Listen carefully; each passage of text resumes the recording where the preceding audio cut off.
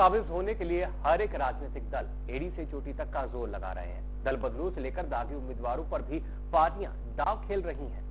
लेकिन जनता के सामने सभी भ्रष्टाचार मुक्त, अपराध मुक्त प्रदेश की बातें कर रही हैं।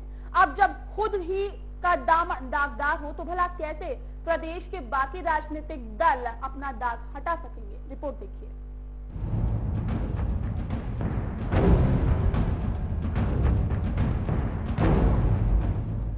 सत्ता की चाहत में बागी भी अच्छे तो दागी भी अच्छे। भ्रष्टाचार वो रावण है जिसे हर 5 साल बाद पार्टियां खत्म करने की बात करती हैं। वो रावण जिसे खत्म करना जरूरी है, लेकिन भ्रष्टाचार और घोटालों का व्यापार करने वाले ही इस भ्रष्टाचार को खत्म करने का दावा करें तो हमारी जिम्मेदारी बनती है कि इस दावे की सच्चाई से आपको रूबरू कराएं। भारतीय जनता पार्टी ने लोकसभा चुनाव में बड़े बड़े वादे कर जीत तो हासिल कर ली, लेकिन अब उन वादों की हकीकत सामने आने लगी है। पार्टी ने पहली सूची में चरखी दादरी से सोमवीर सांगवान को टिकट दिया। सोमवीर सांगवान की प्रोफाइल को हरियाणा न्यूज पहले ही जनता के सामने रख चुका है। धारा 420 और 138 में आरोपी सोमवीर सांगवान पर चेक बाउंस समेत कई मामले कोर्ट में दर्ज हैं। तो गुड़गांव से बीजेपी प्रत्याशी उमेश अग्रवाल पर सरकारी जमीन पर अवैध कॉलोनी बनाकर लोगों को बेचने का आरोप है। बीजेपी की सूची में दागी शामिल है तो सत्तारूढ़ दल कांग्रेस भी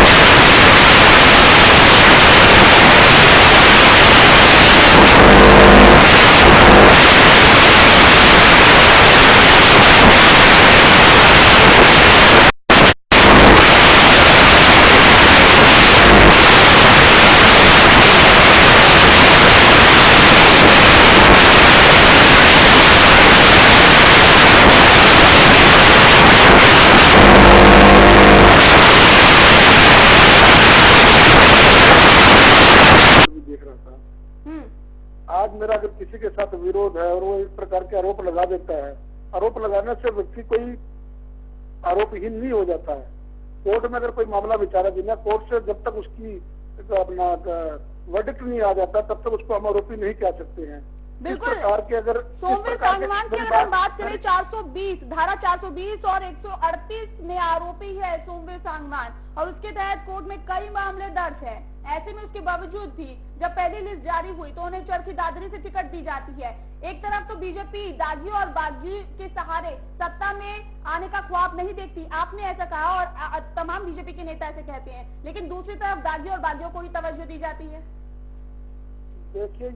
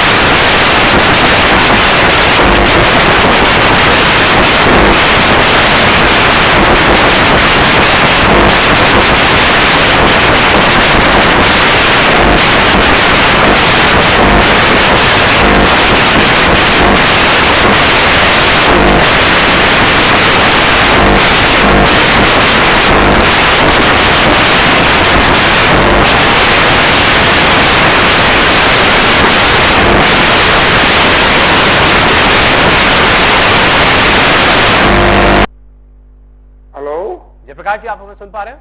हाँ जी। जयप्रकाश जी, आपसे जानना चाहेंगे, हर एक राजनीतिक दल सफेद चोला पहनकर इस विधानसभा चुनाव के प्रचार में उतर चुका है, कोशिश की जा रही है वोट बैंक को ज्यादा से ज्यादा जुटाने की, लेकिन जिस तरीके की बातें की जाती हैं, भ्रष्टाचार मुक्त प्रदेश की बात कही जाती है, अपराध मुक्त प्रदेश की बात कही जाती है, लेकिन हर एक दल में कहीं ना कहीं दागी नेता जो हैं वो मौजूद हैं। देखो, वैसे तो प्रजातंत्र प्रणाली में नेताओं का दागी होना दुर्भाग्यपूर्ण बात है जी, और हर पार्टी ने बड़ा सोच समझ करके टिकटें देनी चाहिए। टिकटों से पहले जी ये भी तो देख लेना चाहिए ना कि भाई और भी बहुत कार्यकर्ता होते हैं। अगर कोई दागी है जो सार सीटेड है तो ऐसे लोगों को टिकट किसी भी पार्टी ने नहीं देना चाहिए। अगर वो पार्टी ऐसे व्यक्तियों को टिकट देती है केवल इसलिए कि भाई चुनाव जीत जाएंगे तो जनता ने उस पार्टी का विरोध करना चाहिए।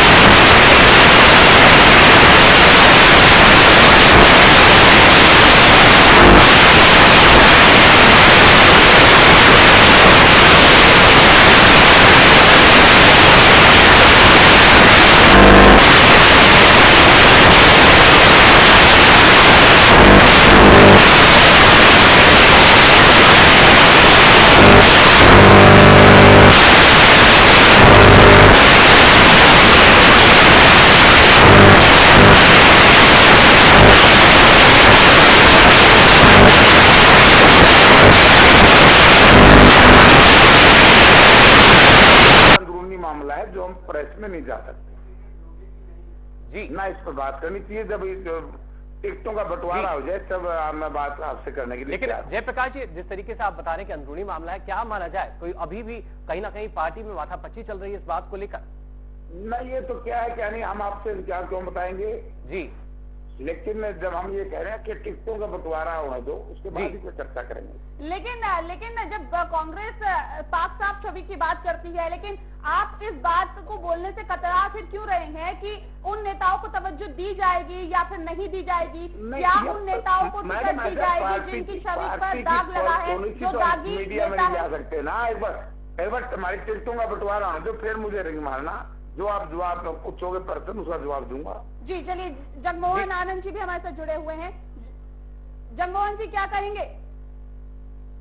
नहीं, देखिए अभी इनकी टिकटें जब तक डिसाइड नहीं होती तो किस व्यक्ति को ये प्रत्याशी बनाते हैं, निश्चित रूप से जब इनकी टिकटें डिसाइड होंगी।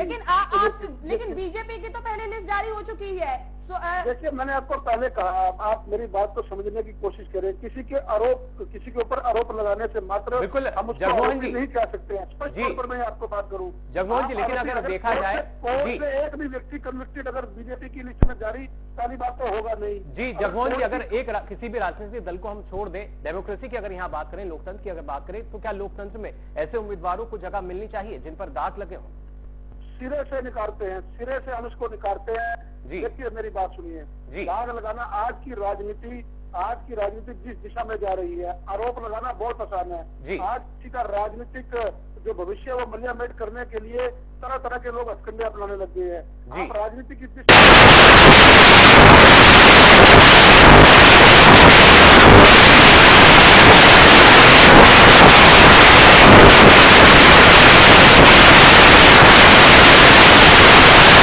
तमाम राजनीतिक दल हैं वो एक सहमति बना पाएंगे?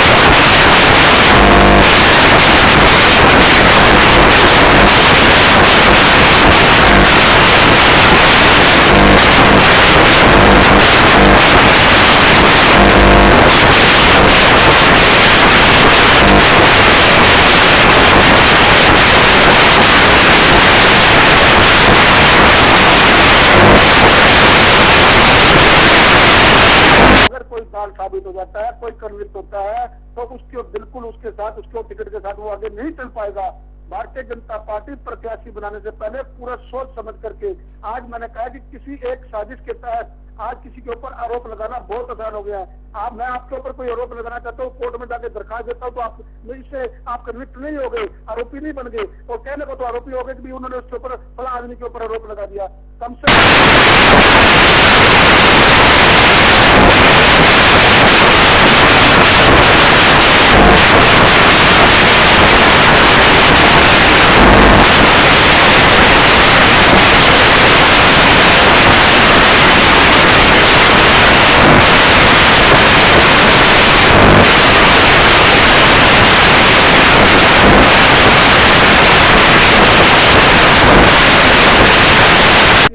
पार्टी फोरम के ऊपर अगर कोई कार्यकर्ता सड़कों पर आ रहा है, कोई कार्यकर्ता मीडिया में जा रहा है, भारतीय जनता पार्टी ऐसे कार्यकर्ताओं को समझा बुझाकर जब नॉमिनेशन शुरू हो जाएगा, नॉमिनेशन की प्रक्रिया संपन्न हो जाएगी, हमारा कार्यकर्ता चलिए जगमोहन जी, आप बने रहिए हमारे साथ, और आपको बताना चाहेंगे कि तमाम जो राजनीतिक दल है वो सत्ता पर पहुंचने के लिए, सत्ता हथियाने के लिए दागी उम्मीदवारों को, दागी नेताओं को भी उम्मीदवार बनाने से गुरेज नहीं कर रहे हैं। लिहाजा एड़ी से चोटी तक का जोर लगाया जा रहा है ताकि किसी भी तरह से सत्ता को हथियाया जा सके। और साथ ही साथ इस कड़ी में अगर देखें तो कई दागी नेता ऐसे हैं जिसे राजनीतिक दलों की तरफ से उम्मीदवार बनाया गया है, लेकिन ऐसे में क्या माना जाए कि अब महज और महज सत्ता हथियाना ही राजनीतिक दलों का एम हो गया है। यहाँ रुकेंगे एक छोटे से ब्रेक के लिए, जल्द लौटेंगे, आप बने रहिए हमारे साथ।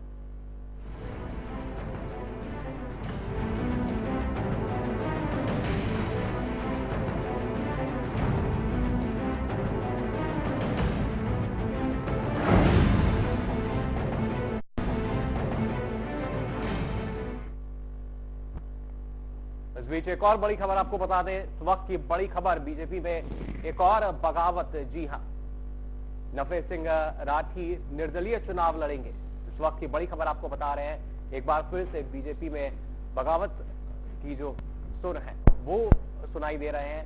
नफे सिंह राठी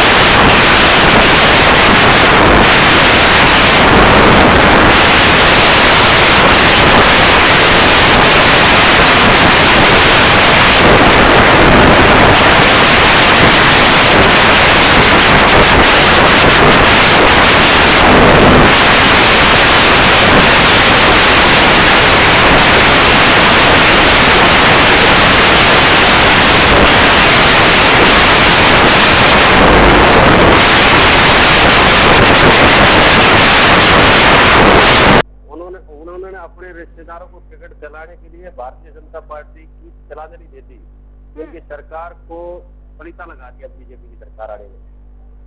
जी, तो इस बात को लेकर के बारागढ़ के कार्यकर्ता और आम आदमी नाराज था, और इसलिए हमने आजाद उम्मीदवार के तौर पर चुनाव लड़ने का ऐलान कर दिया।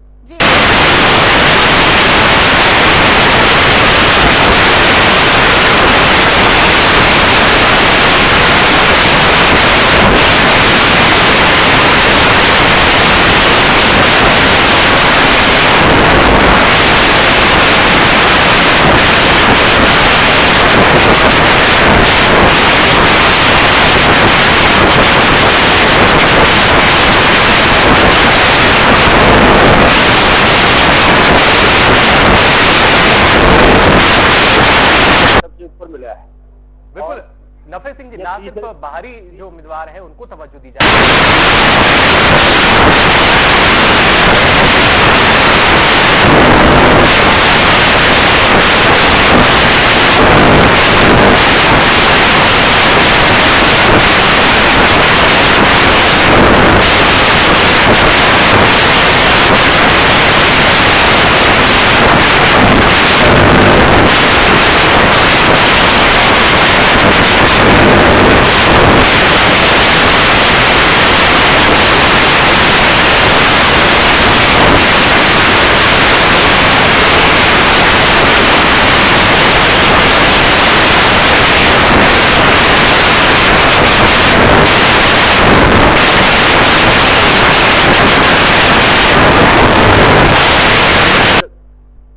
भारतीय जनता पार्टी के प्रदेश अध्यक्ष अगर इस किस्म की सोच रखेंगे कि मैं केवल अपने रिश्तेदारों के दम पर मुख्यमंत्री बन जाऊं, तो ये सोच उनकी अच्छी नहीं है।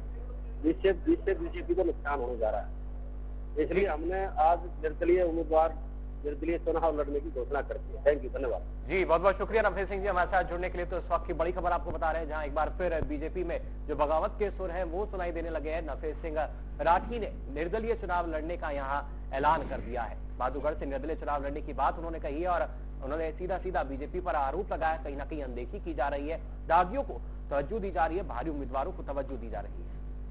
बिल्कुल, तो आपको बताना चाहेंगे कि बहादुरगढ़ से निर्दलीय चुनाव लड़ने का ऐलान किया है नफे सिंह राठी ने, और बीजेपी के अंदर जो अंदरूनी कला है वो खुलकर सामने आने लगी है। लिहाजा अब नफे सिंह राठी ने खुलकर कहा है कि जो प्रदेश अध्यक्ष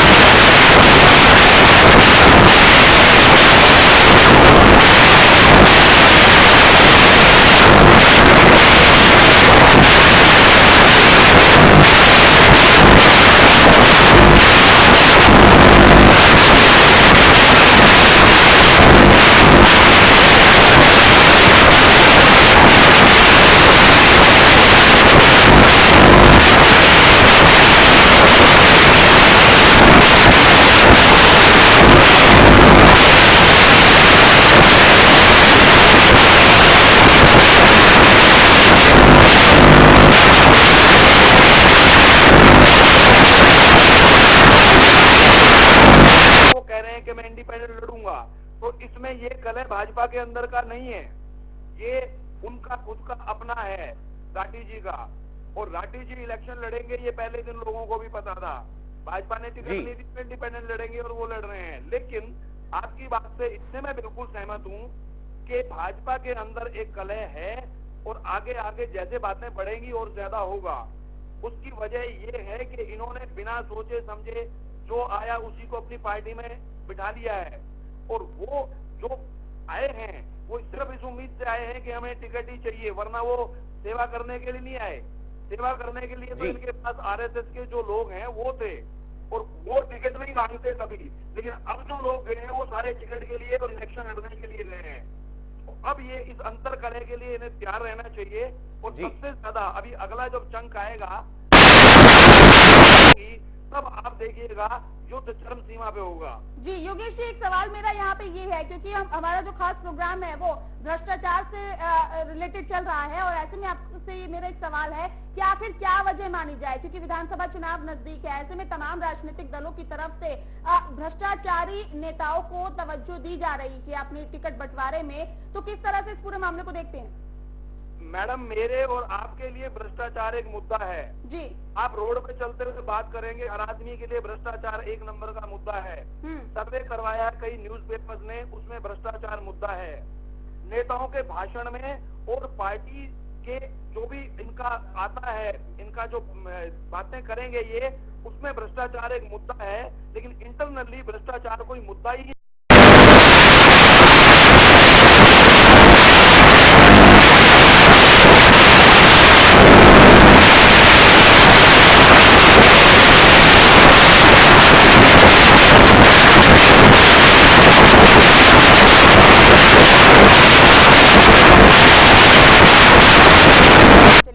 फिलहाल इस खास प्रोग्राम में इतना ही। प्रदेश की तमाम बड़ी खबरों के लिए आप बने रहिए हरियाणा न्यूज के साथ।